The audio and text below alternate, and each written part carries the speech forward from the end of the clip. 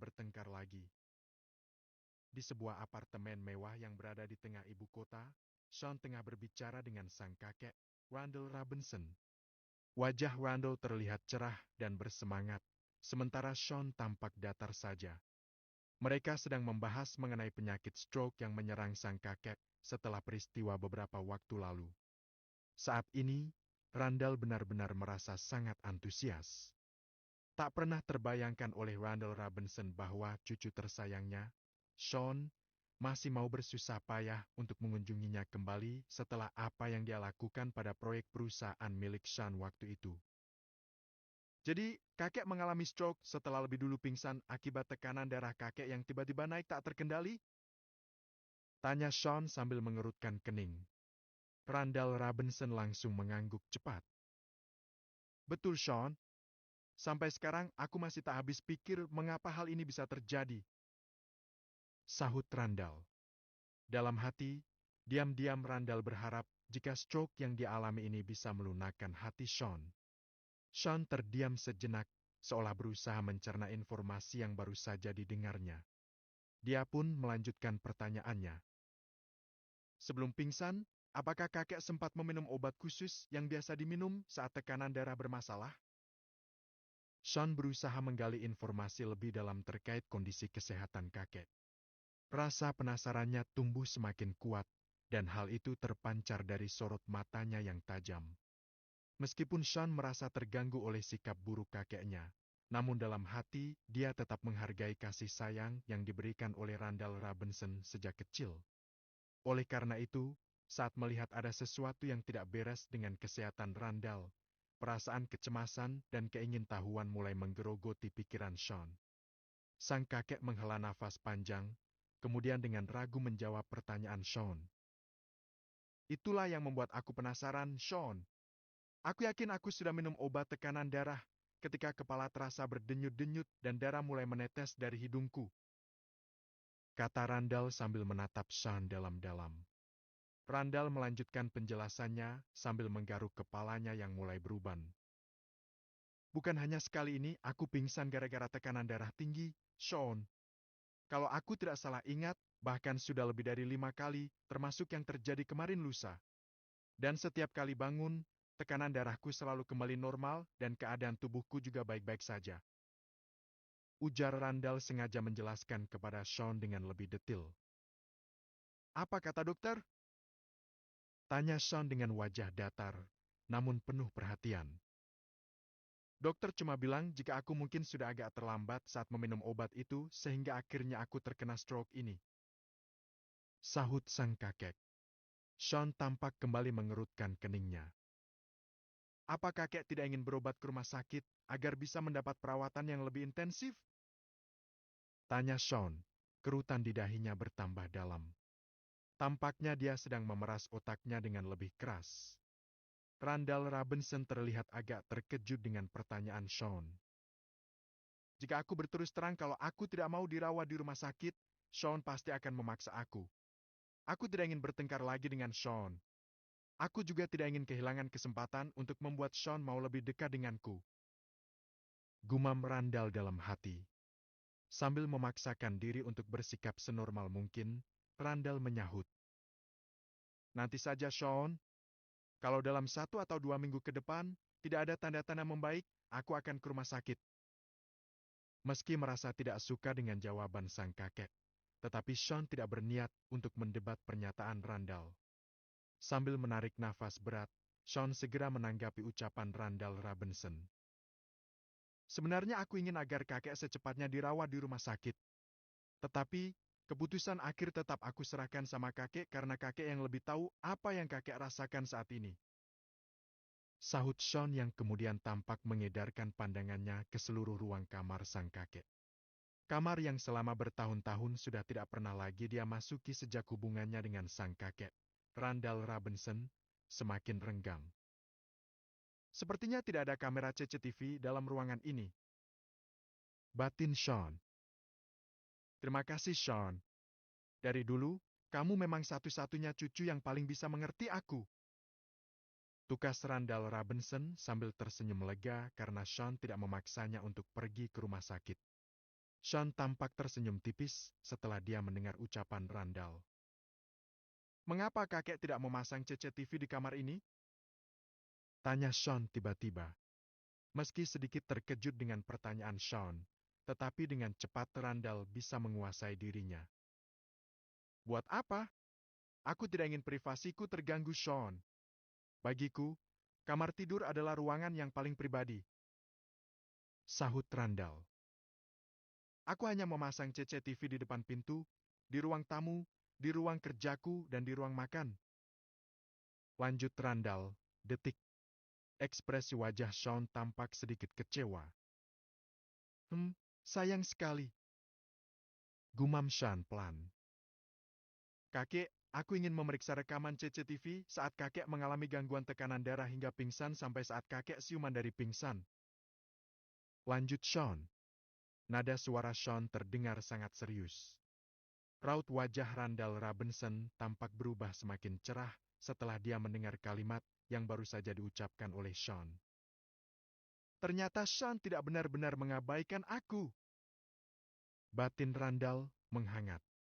Sambil tersenyum dan dengan sedikit terburu-buru, dia segera menanggapi perkataan Sean. Kamu bisa mengakses rekaman CCTV dari ruang kerjaku, Sean. Di sudut kanan ruangan ada komputer yang khusus terhubung dengan semua kamera CCTV yang terpasang di apartemen ini. Aku juga belum sempat memeriksanya. Baik, Kek. Aku akan coba memeriksanya. Mudah-mudahan saja aku bisa menemukan sedikit petunjuk. Tukas Sean. Sebaiknya, sekarang kakek istirahat saja dulu. Sean segera beranjak dari tempat duduknya dan langsung berjalan keluar ruangan tanpa menunggu jawaban Randall Robinson. Dengan langkah cepat, dia menuju ke ruang kerja sang kakek. Apa saudara angkat Tuan Scott itu memang memiliki sifat mata keranjang, jekut?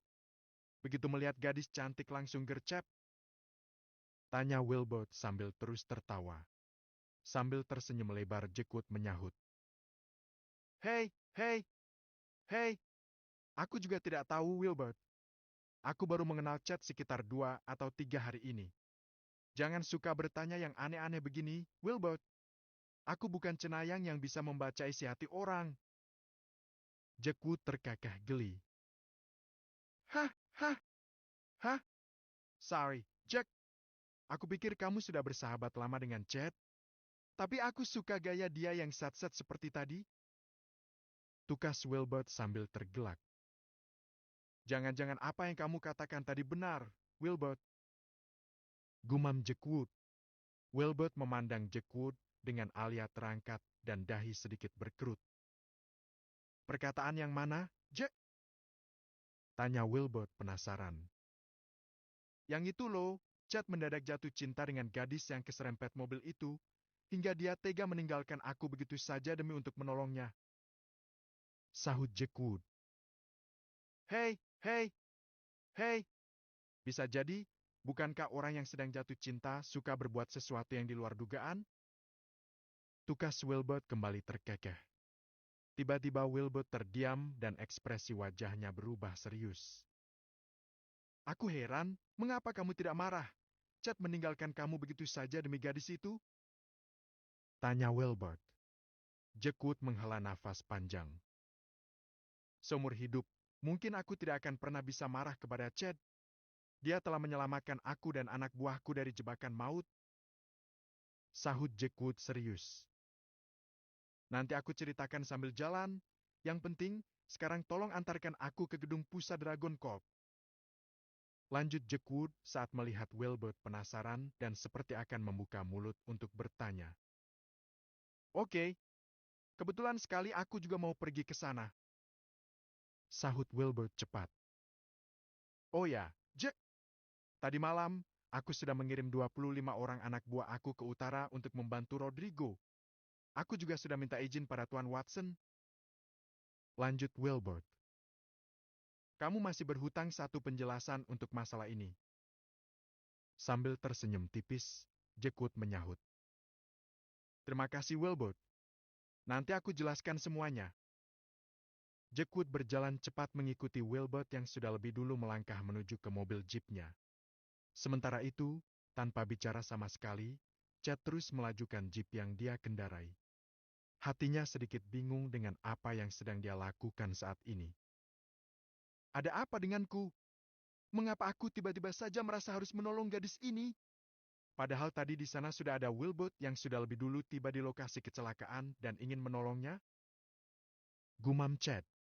Di saat pikiran Chad sedang melayang kemana-mana, tiba-tiba saja terdengar suara gadis yang dia tolong.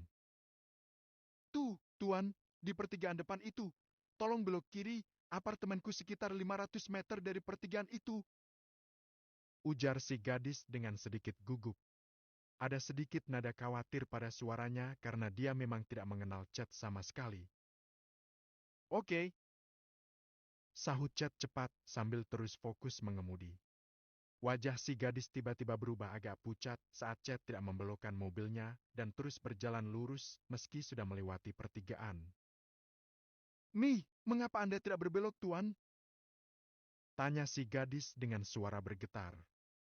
Chad tersenyum tipis saat dia menyadari jika gadis itu sepertinya merasa takut dan khawatir. Aku melihat ada klinik di depan sana. Sebaiknya kaki kamu diperiksakan dulu. Aku lihat tadi seperti terkilir cukup parah. Sahut Chad cepat agar si gadis tidak terus berpikir macam-macam tentang dirinya. Mendengar ucapan Chad, si gadis langsung terdiam.